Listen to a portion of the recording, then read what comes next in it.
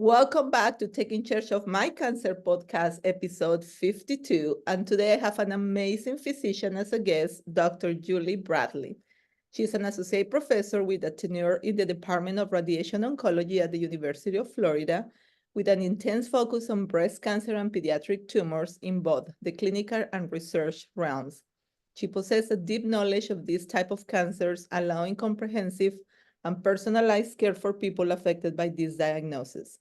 Dr. Bradley has been an invited speaker for 150 local, national, and international presentations and published 7 book chapters and over 80 peer-reviewed journal articles. Her presentations and publications include technical guidelines for proton therapy and clinical outcomes in radiotherapy with a focus on proton therapy. She's an innovator with a provisional patent of the redesigned tissue expander for breast reconstruction to increase compatibility with radiotherapy and MRI. She has served on the editorial boards for the International Journal of Radiation Oncology Biology, Physics Breast Cancer section, and at the Breast Journal.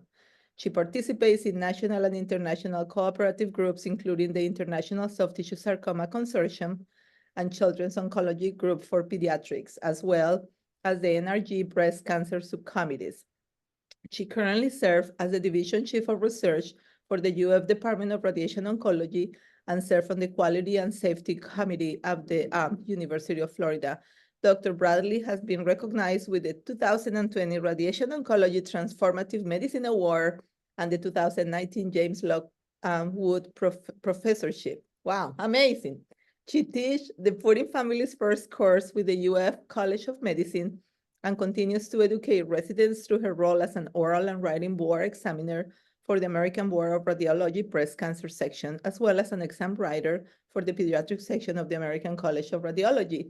Oh my God, Dr. Bradley, it's a pleasure and an honor to have you here with us tonight. Thank you so much for the invitation. The pleasure is mine. Awesome. You want to tell us a little bit about your mission? How do you ever planning to do this? Yes, so, I was always interested in medicine, even when I was much younger and growing up, but I also really was drawn to teaching and engineering. So kind of as I was looking at different career paths, those were 3 main areas of interest and focus for me. And what I really love about my job now is I'm able to combine a lot of those elements into my current role. And so I studied engineering in college, and what I really loved from my experience there was the collaboration, the problem solving, the creativity. My engineering training was very group oriented and teamwork, hands-on with projects and all. And I think that team approach is really a big part of my clinical practice now. Bringing, in everybody on the team. In radiation oncology, we have a lot of behind the scenes people with our medical physics and dosimetrists and people that are part of the team that you don't necessarily interact with the patient, but yet are very integral to every part of it. So I really enjoy that part of my work currently. And then being at the University of Florida, we have a wonderful opportunity for teaching as well. So I really enjoy the work with our medical students and residents and passing on to the next generation of what I've learned and have been taught from some wonderful people senior to me. And that kind of working in all of those areas really keeps me excited about the work because it keeps things very interesting and new, and always some challenges that come up, some positive challenges, questions that students may ask that get me rethinking things. And so I really like that every day is a little bit different, even though it's all under the same umbrella within oncology. How did you end up doing radiation oncology and actually, focusing so much on proton therapy for breast cancer? Yeah, so I was introduced to radiation oncology during an internal medicine rotation in medical school, where a patient was admitted to the inpatient service with a large neck mass. And I was able to accompany him over to the radiation oncology department for some treatment of that large neck mass. So it was somewhat random, that I was assigned to that patient and had the opportunity to meet him and get to witness his treatment. radiation oncology tends to be a little more hidden in the medical school curriculum. It is a very significant, it plays a very significant role in cancer care, but is often tucked away in corners or basements of departments. And although our introduction to oncology is fairly robust, it tends to be very oriented around systemic therapies, and then a little bit less so for surgery or radiation oncology. So that really intrigued me, and then I explored it further with some shadowing in the department and creating exposure that way. What I really loved about the field was the deep connections we make with people that we are treating as they're going through this cancer journey.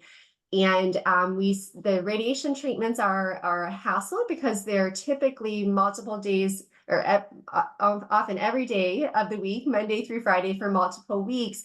So we really get to know people from these routine encounters. We see people regularly throughout that time period, as well as before and then in follow-up after. And so I loved that to have this deep connection. It wasn't a one-time encounter, then they move on down the road, and to feel so privileged to be welcomed into this episode in somebody's life. And it typically is, as you can imagine, an episode that is it's a difficult one. And to be the person there to educate of what's going on, what treatment options are, and support them through those decisions and the treatment itself and the follow-up is very fulfilling. So it certainly has challenges, and I've grown a lot from this role, but really a deep human connection that it is just so deeply fulfilling. It motivates me to continue this work, and very pleased I've had the opportunity to do the work I've done so far. And you just mentioned something, and I'm totally agree with you. I came from orthopedic. I've been a physical therapist for a while, and doing a lot of orthopedics and sports medicine for many years.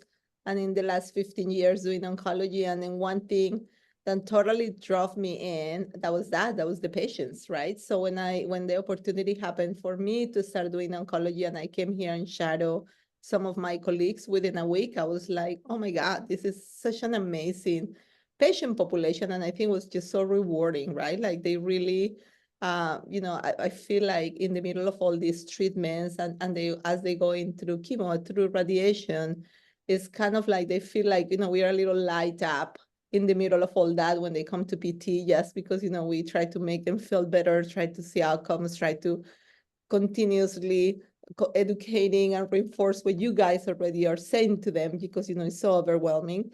So has been just amazing. So they just really, it's a hard time to go through, but I think you just create those connections that you're talking about, because it's just, for them, it's just the one time. For us, sometimes we see patients after patient after patient, right? And you feel you're repeating the same story, but for them, it's the one time, first time. And then that has been those connections you're talking about is just what motivate me to come to work every day, right? So that's been really great. So you wanted to tell us a little bit about proton therapy? Yes, I'd be happy to. So it's a type of radiation therapy. And so up in Jacksonville at the University of Florida at the Proton Center, we have multiple types of radiation, including both the conventional X-ray radiation and proton radiation. And there's a lot of similarities between the two. So many decisions are made upstream of getting to the point of what type of radiation would be best suited for each person and each condition. And so the indications for radiation, the areas that of the body that we recommend targeting with radiation, those decisions are really made on the clinical parameters of the disease process. But once we get a little more downstream into the nuances of the radiation treatment, I see them as different tools in our tool belt. So the main difference is how the two types of radiation interact with the body. So X-rays are a beam that go in and out of the body. So they travel all the way through tissue. whereas protons come in and stop. And so they, based on that physical property that they have, we eliminate the exit dose. So there's no dose that's given deep to the tumor. And depending on the location of the body that we're treating, there's different advantages and disadvantages to those two types of radiation. So often for breast cancer, specifically with the breast being an external feature of the body, often the X-ray radiation maps out very well. We don't need to get any radiation deep into the chest cavity. We're able to angle those X-ray beams so that in and out route that the X-ray beam takes goes in and out of the breast tissue and does an excellent job. In some cases, particularly what we've found in our work at UF is more so for a little more advanced breast cancer when there's an indication to treat the lymph nodes, especially those that sit along the breastbone, which then become in close proximity to the heart, that property of the proton beam where it comes in and stops, and in many cases allows us to minimize the dose that's going deep to the rib cage. Mm-hmm. And so that's where most of our clinical and research efforts are in cardiac, using proton therapy in breast cancer to maximize cardiac protection. And everybody's anatomy is a little bit different, so the degree of benefit is going to vary person to person. Sometimes our hearts they're right up against that rib cage, and there's not a lot of separation from the back of the breast tissue. In other settings, the heart's deeper and more central, and there's naturally a lot more room there. And so I think my main message is there's not a one-size-fits-all approach. I think our cancer care has just become more individualized over time, and that's certainly true of our chemotherapies and biologic therapies, but is also very true of the radiation. And so it's there's a lot of steps to answering what type of radiation is best for me. And I think I'm very grateful that we have this technology available, and I think it can really do incredible things, but it's also important that we apply the right technology to the right to the correct individual in their specific situation. Yeah, and you're absolutely right. Since I've been here and we have a really close relationship with our radiation oncologists here, I used to sit down for their weekly meetings before COVID, where I, to try to understand, your beam and exactly what was target and all that, and was pretty straightforward. And then all these protocols, for like only 4 weeks or intense for 3 times a week, and it's like, forget it. I cannot keep up with it anymore, which is exciting because you say, it just becomes more targeted towards the patient, and it is not like everybody gets the same thing. So that's really good. You mentioned before, it's a whole team behind the scenes in radiation, which I was totally surprised, and I have no idea didn't even exist when I started doing that. So you would like to tell us a little bit about, for instance, the dosimetries, right? I didn't even realize there was a profession called dosimetry to begin with. So yes, and that's not uncommon. I think radiation oncology, our department, is a little microcosm of the overall healthcare system, where you have the more standard things, of course, doctors and nurses. You have billing and administration and all of that, and then we have some more unique roles. So medical dosimetry are people who spend their day primarily working, interacting with computer software to optimize the radiation design. So they have specific training and licensing and credentialing. They take a board certification exam. And so we work in really close collaboration. The process for radiation starts with doing a planning session where we obtain imaging in the treatment position, usually CT imaging. There's some newer, there's an evolving role for MRI now, which is exciting as well. And then we use those images to identify the area at risk. So either the tumor, or sometimes the tumor's been removed in the case of breast cancer, and we're treating areas at risk for harboring microscopic cancer cells. And so my role as a radiation oncologist is to on the computer software, outline those areas, outline the normal organ and tissue that sit nearby, write in a prescription for how much radiation dose to these areas, and what limits I want to set, what constraints I want to set on the normal tissue to keep those organs healthy and functional. And then the dosimetry team comes in, because the next step is a lot of work and beyond what a doctor, we need to be in clinic with patients. We need to be monitoring the treatment machines and all of that. So dosimetry spends their day taking what we've done for that planning and designing a radiation plan. So they're putting on the beam angles, the beam energies, working on the beam orientations. Do we need 2 beams, 3 beams, 5 beams? And so, and they're following the guidelines that we give, that we want this much dose here, this much dose not here.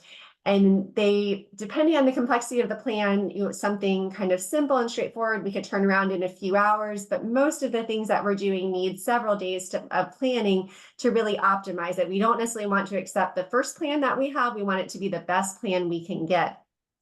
And so then they come to us as physicians and say, I have this plan, can you review it? Often they'll give us a few different options, and then we have this very collaborative process of back and forth. This is looking really great, but I'd like to push a little more here to get the dose to this area a little bit less or a little bit more.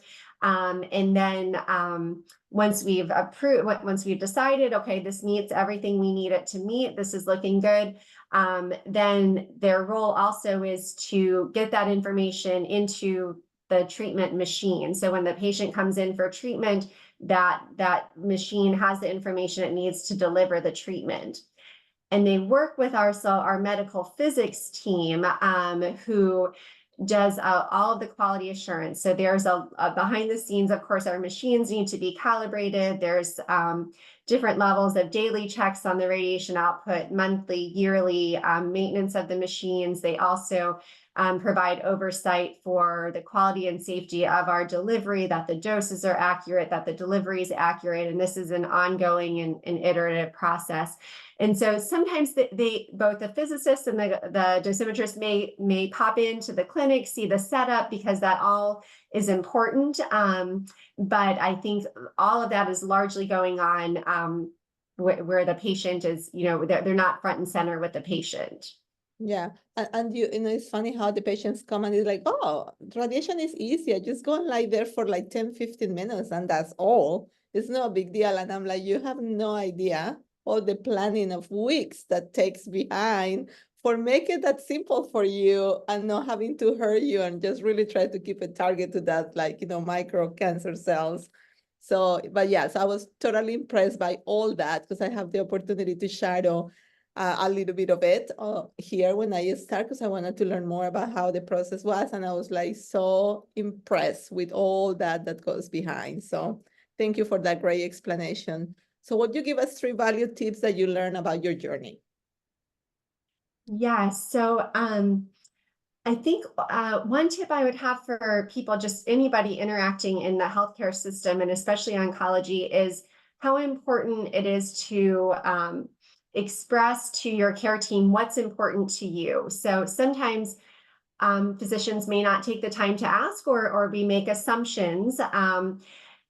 And I really appreciate it when somebody would say to me, I really want you to know that I'm a singer and my voice quality really matters to me. That's what I wake up for in the morning. And we can work with that. Okay, we're treating the lymph nodes up here by the neck, but we're going to, as we're designing that radiation plan, we're going to pay particular attention and, to protect that area. Or, for me, I'm really sensitive to pain. I have a low pain threshold. As we're going through, it's really important to me that you pay attention, we talk about my pain every week. Okay, that's really important to me. Whereas somebody else might say, I have a lot going on in my life and I really need to get this treatment as short as it can be. Can we talk about what options that may be? And so, I think there's some things, of course, we want treatment to be effective and safe and timely and all, but if, beyond that, and we don't always know, or sometimes our assumptions, can be wrong for each individual. So I'd really advocate for expressing that. And I personally try to ask everybody that I'm interacting with. But if you're not asked for any reason, I would really encourage you to express that. And then finding a team that you feel comfortable with is also really important. There's a lot of great clinicians out there. And I think people are going to connect in different ways. And it's especially in the oncology realm, again, that there's so much that goes into this, and so much, beyond just the physical assessment. You have a lot of time with these providers, both in the short term and the long term. And so you really want to feel that you have a trust and a connection with them, and that you can discuss things openly. And it's okay to switch care teams if you're not finding that. And I think accessibility of the team is important too. So we try really hard to be very reachable to people that we're caring for, so that we're not kind of sending you through a maze of phone calls and wait times to try to get access to us. And then my third tip would be kind of for all of us, I think, patients and providers and just anybody. And that's the importance of self-care. And that's kind of something I've been on a recent journey with. But across all realms, physical, spiritual, mental, emotional, it's hard to give when your cup is empty. And I think, in general, people have busy lives now, and we're doing a lot for a lot of people, especially as women, it can be hard to give permission to slow down and take care of yourself. So I think the importance of sleep, the importance of movement, of hydration, eating with intention, taking time to self-reflect, taking time to be in nature, all of those things are really important for helping us just through our day-to-day, but even more so when we're going through a period of time with, something like an oncologic care. Yeah. Yeah, that's very good tips. How about the most painful lesson through your journey? So kind of linked to that, I think is, I would say a highly, maybe like many doctors or people in careers where achievement is valued, and I like to do things. I'm highly motivated, and I don't take time to slow down. And so I really had to learn that kind of after, pushing through college, med school, residency, early on in my career, and kind of recognizing that there is a lot of value in slowing down and taking time to just be, allowing for summer seasons of our lives where we're in that active phase, and that it's okay to have some winter seasons where, this is the time of course, going to keep doing the work I love to do, but taking time to for that self-reflection, for that self-care.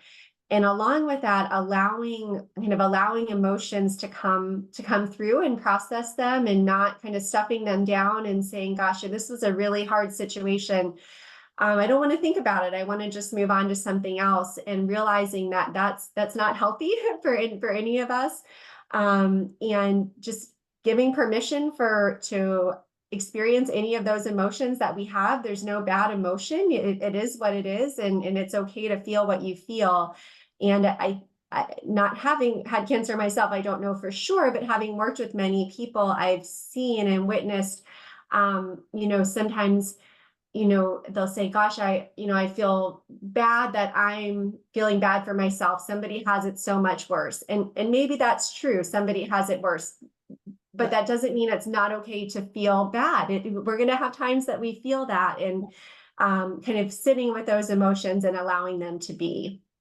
That's true. And sometimes people don't like to ask for help, right? You just I wanna do it alone. I don't wanna be bothered. I don't wanna be bothered my significant other, or I don't want the kids to realize that I'm feel sad, or I don't wanna feel like I'm bothering somebody, or I complaining about somebody, because I'm like the strong. I'm the one who takes care of everybody else. So you're right, it is important. And the one thing I wish maybe we can try to do, and I don't know how it works in Jacksonville, but I wish we have a little bit more like, counseling. Like, I think everybody who is having a diagnosis, that should be right away a counseling, kind of consult right away without even, if you feel that you need it, but this is just like we see them a pre-op because you're going to have surgery for your breast and they've been referred to PT, they should be referred to counseling, period.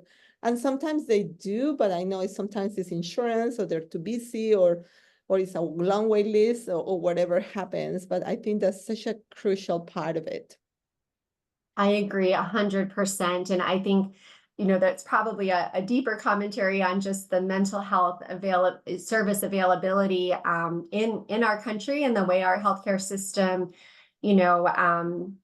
reimburses for mental health and all of that. I think this is the topic that is, really has some increasing awareness, especially as we're seeing different actions that are affecting us, in the larger community and different types of violence and all that. I think, boil back down to it could be improved upon earlier availability of mental health accessibility, and 100% during this time of going through a cancer diagnosis and treatment. As you said, I think in an ideal world, having access to that from the beginning, you may need it more, you may need it less, but I think that's going to ebb and flow throughout, and having somebody with that specialized training to reach out to could only be beneficial. Exactly. Is there anything that you have that will be of value for our audience that you would like to share with us? I think on that same vein, I want to echo what you said. It's okay to ask for help. It's okay it's important, not just okay, but important to give yourself permission to feel what you feel, to be tired, to maybe put something else off for another day. So giving yourself that grace, and also giving that grace to others, allowing self-compassion, and maybe letting go of some expectations of perfection, letting go of how things should be. I should feel this way, or I should be able to do that. Let that go and just allow space for what is, and know that just as you are today, you are enough. And I think, again, for us both as providers and for patients, these are all important messages, and to be okay to talk about this. And I am glad that I think mental health discussions are less taboo than they were in the past. They absolutely should be. It's a key component of overall health. And being brave enough to ask for what we need and just share what we're feeling. And your oncology team will be open to this, or it's something that's important to us. And I guess that's what I wanted to share on that. Yeah. How can people find you? And I will put some of the notes on the show notes. I'll put like the website and all that, but in general, how can they find you? Yes, the website is probably the best way, and our website specifically for our Jacksonville campus is floridaproton.org. And just if you search for my name on there, I'll come right up. Okay, perfect. Is any 3 books or any books that you would recommend for the audience, and why? Yes, I love books, so I could talk all day about books. There's a book I find particularly interesting given my work in breast cancer, which is called Bathsheba's Breast, and it's a bit of a history of breast cancer, and it harkens back to the picture, the painting of the 3 Graces from the realism era. And one of those women painted in that picture actually has a breast cancer visible. And then this book kind of walks through a bit of the history of breast cancer, how it was treated back in the very, very early days of medicine versus what we know now. And it's just a beautiful story. And to me, it kind of feels this connection of women across centuries. So I recommend that one. And maybe in the same vein, that The Emperor of All Maladies is an interesting book with about cancer care and diagnoses and advances over time. A book I've just finished is called The Upside of Uncertainty. And I think certainly during a cancer diagnosis, there's a lot of feelings of uncertainty. And this book kind of challenges the idea that uncertainty is always bad or should be anxiety provoking, and tries to flip it on its head and say, what can we learn from and how can we grow from periods of uncertainty? And so I really had given that book a lot of reflection. I really love just in general psychology, and two books. So I'm a big fan of Second City Improv. I love comedy, and there's a book related to that called Yes and I also think of that in the service that we give is how can we, or both broadly in the institution as well as one-on-one with patients, like you have a need and we have a recommendation. How can we make these two things compatible, even if they don't seem like it initially? So rather than saying no, but, or no, because, like, how can we come to a yes and type of solution?